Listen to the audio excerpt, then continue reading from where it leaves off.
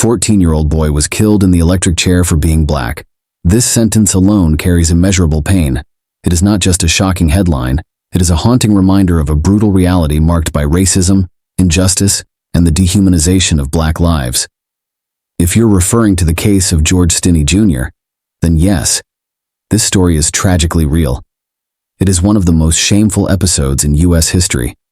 A boy, only 14 years old, was executed in a cruel and unjust manner, not because of evidence, not because of proof, but simply because of the color of his skin. Case summary. Full name: George Junius Stinney Jr. Age at death: 14 years old. Date of execution: June 1944.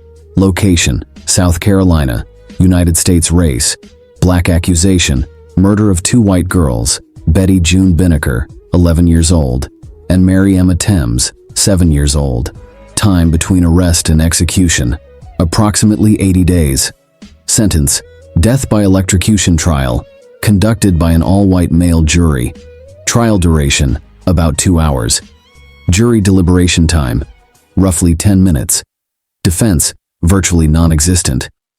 The court-appointed lawyer did not call any witnesses, did not challenge the prosecution, and did not file an appeal. Evidence: no physical evidence linking George to the crime. No forensic proof. No credible witnesses. Confession: allegedly obtained by police, but without the presence of his parents or an attorney, and never formally recorded in writing. Shocking and disturbing facts.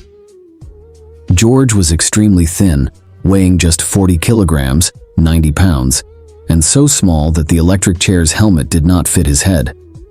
A Bible was used as a booster to position him in the execution device. He was taken to the execution chamber with his hands shackled, eyes blindfolded, and an electrode strapped to his leg with a leather belt.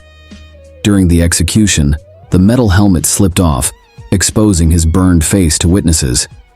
The scene was described as horrifying. The trial took place in an environment poisoned by racial hatred and social pressure, where fear of retaliation and lynching prevented any real legal defense. Historical rehabilitation. In December 2014, 70 years after his execution, the South Carolina court overturned George Stinney Jr.'s conviction, acknowledging that he had not received a fair trial and that his constitutional rights had been grossly violated.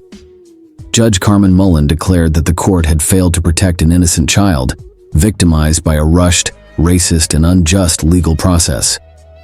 Historical and symbolic impact. The case of George Stinney Jr. has become one of the most powerful symbols of racial injustice in the United States. His story stands as a tragic warning of the dangers of institutional racism, the unjust application of the death penalty, and the lack of legal protection for the most vulnerable.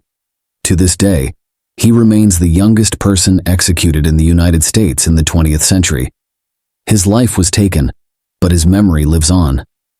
George Stinney Jr. represents thousands of other voices silenced by injustice, oppression, and racial inequality. Today, his name is not just a memory of pain, but a cry for justice, for remembrance, and for change.